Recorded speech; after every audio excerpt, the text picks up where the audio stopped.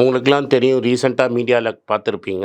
ஏன்னா தமிழ்நாடு காங்கிரஸ் கமிட்டி ஊடக பிரிவு தலைவராக அப்பாயிண்ட் பண்ணியிருக்காங்க. ஸோ பொலிட்டிக்கலாக என்னோட வியூஸ் என்ன அப்படின்னு நீங்கள் ட்விட்டரில் ஃபாலோ பண்ணணும்னு நினச்சிங்க, @AnandS 1967 என்னை ஃபாலோ பண்ணுங்க. என்னோட real original ID, Twitter ID for politics அதுதான். ஸோ பாலிட்டிக்ஸ் சம்மந்தப்பட்ட என்னோட எல்லா ஒப்பீனியன்ஸ், வியூஸ் எல்லாமே அதில் வரும். அதில் ஃபாலோ பண்ணுங்கள். நன்றி, வணக்கம். வணக்கங்க. 2018 நான் முதல் வாட்டி தங்கத்தை பற்றி பேசினேன். ஒரு மாதத்துக்கு முன்னாடி இதே சேனலில் தங்கத்தை பற்றி ஒரு வீடியோ போட்டிருந்தேன். நல்லா ஆதரவு கொடுத்துருந்தீங்க, ரொம்ப தேங்க்ஸ். இன்றைக்கி திரும்பி தங்கத்தை பற்றி பேசலைன்னா தப்பாயிடும். தங்கங்கிறது எப்போதுமே விலைவாசி ஏறினா தங்கம் ஏறும். தங்கம் விலைவாசியை நம்மளுக்கு கரெக்டாக காத்தி கொடுத்துடும். நான் எந்த முகூர்த்தத்தில் போன வாரம் பேசினேனோ அங்கேருந்து இங்கே தங்கம் 15% ஏறிடுச்சு. 10% ஏறிடுச்சுன்னு சேஃபாக வச்சுக்கோங்க. 15%னா யாராவது பார்த்து அது 15% ஏறலை, 12 ஏறித்து, 13 ஏறித்துன்னு சொல்லுவாங்க. 5800லேருந்து 1800 வரைக்கும் வந்துடுச்சு. 5800 இருந்தது.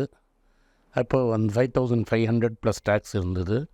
இன்றைக்கி 6450 ப்ளஸ் டேக்ஸ் இருக்குது. இந்த செய்தாரம் கூலிங்கிறதுல மற்றதெல்லாம் போயிடும். ஆக மொத்தம் 5800 வாங்கியிருந்த தங்கம் இன்றைக்கி ஆல்மோஸ்ட் 7000 போயிடுச்சு.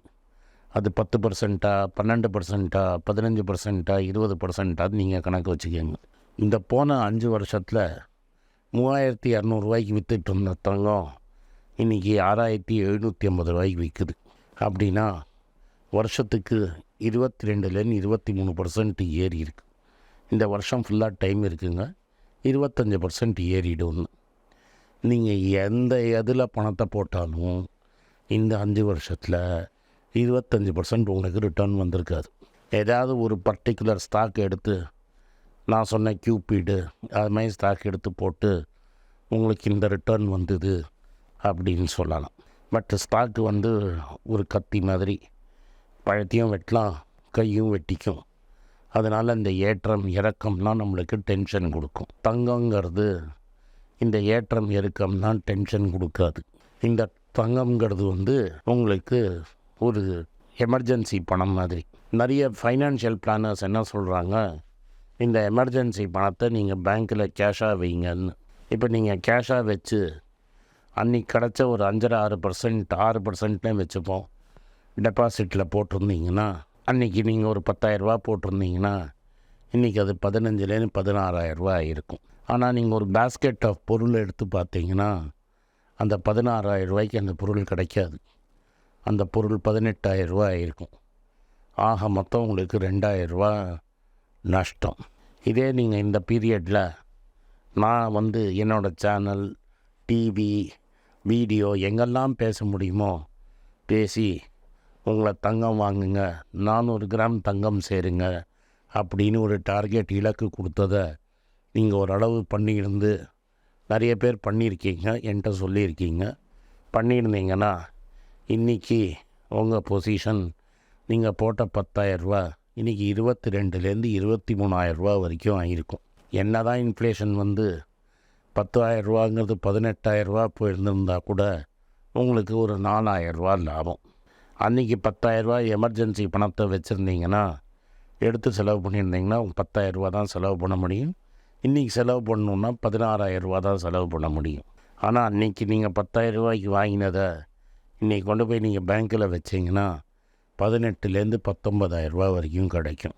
விற்றுட்டிங்கன்னா 22,000 வரைக்கும் கிடைக்கும். வைக்கணுமா விற்கணுமாங்கிறது உங்கள் டிசிஷன், அதில் நான் வரல. பட் ஆபத் பாண்டவன் மாதிரி உங்களுக்கு தங்கம் காப்பாற்றியிருப்போம். அதே சமயத்தில் நான் உங்கள்கிட்ட அந்த சமயத்தில் நான் பேசும்போது உங்கள்கிட்ட நான் என்ன சொன்னேன்னா, தங்கம் 10,000 போகும்னு நான் முதல் வாட்டி சொன்னேன். அப்போ பல சோகால்டு ஃபைனான்ஷியல் எக்ஸ்பர்ட்ஸ்லாம் என்ன சொன்னாங்கன்னா, தங்கம் 10,000 போவே போகாது, இவர் ஏதோ வளர்றாருன்னு. நான் சேஃபாக என்ன சொன்னேன்னா, 10 வருஷம், 15 வருஷம், 20 வருஷம் ஆனான்னு. அப்போ 3,000 இருந்தது.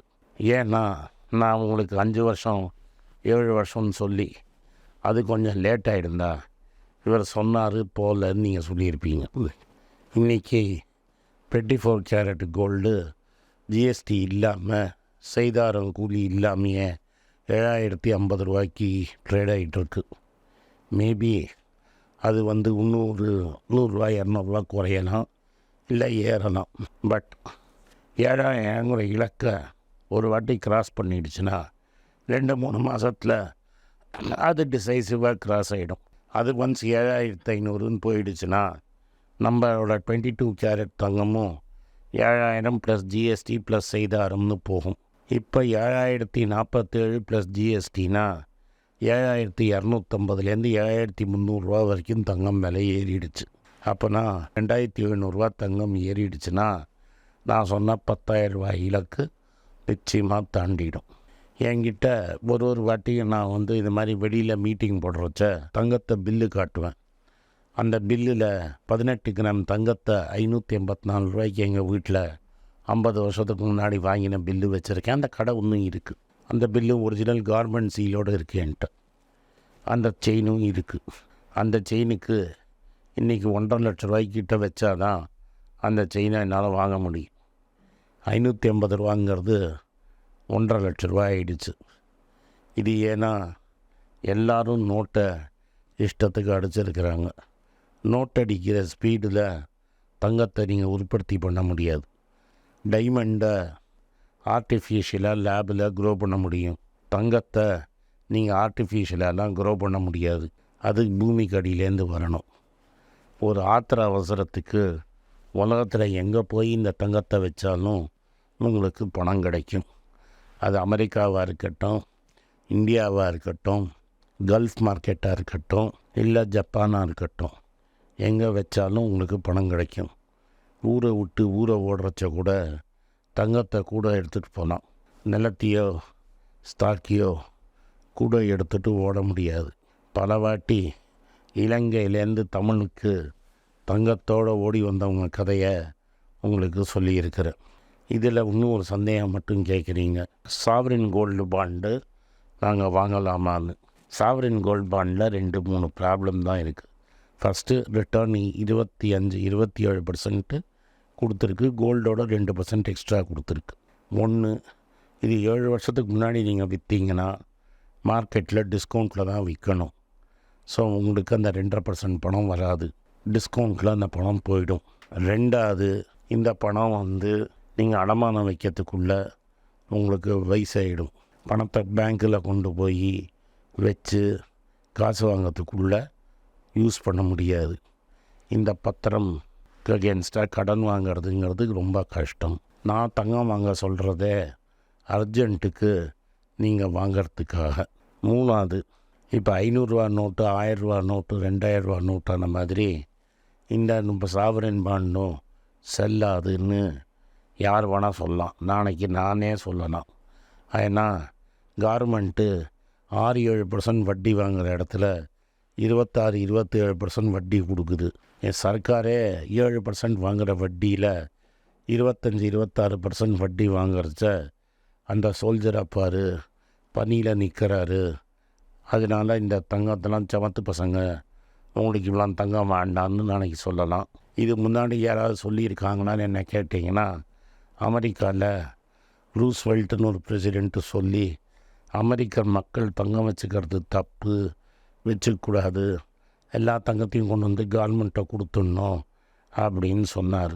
அது மாதிரி திரும்பி இன்னொரு அமெரிக்கன் பிரசிடெண்ட்டோ இந்தியன் பிரைம் மினிஸ்டரோ சொல்ல மாட்டாருன்னு நினைக்காது முடியாது. கடைசியாக சாவரின் பாண்டுங்கிறது, கோல்டு பாண்டுங்கிறது இந்தியாவில் மட்டும்தான் செல்லும். தங்க நகைங்கிறது நீங்கள் எந்த ஊருக்கு கொண்டு போனாலும் சொல்ல முடியும். சப்போஸ் இங்கே நீங்கள் துபாய்க்கு போயிட்டீங்க, அங்கே போய் கடையில் தங்கத்தை வச்சிங்கன்னா கூட உரசி பார்த்துட்டு நிஜமான தங்கம்னா ஃபுல் அமௌண்ட்டு கொடுப்பான். அமெரிக்கா போனாலும் கொடுப்பான், ஜப்பான் போனாலும் கொடுப்பான்.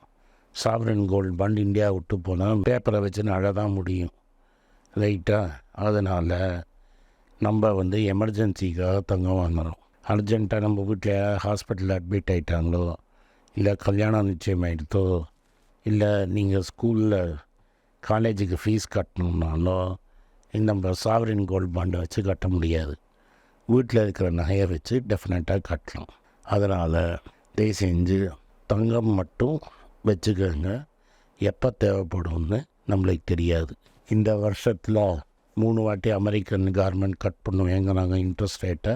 அடுத்த வருஷம் 4 வாட்டி கட் பண்ணுவேன்னு. நிஜமாகவே அந்த 7 வாட்டி கட் பண்ணாங்கன்னா தங்கம் ராக்கெட்டில் ஏறிடும்.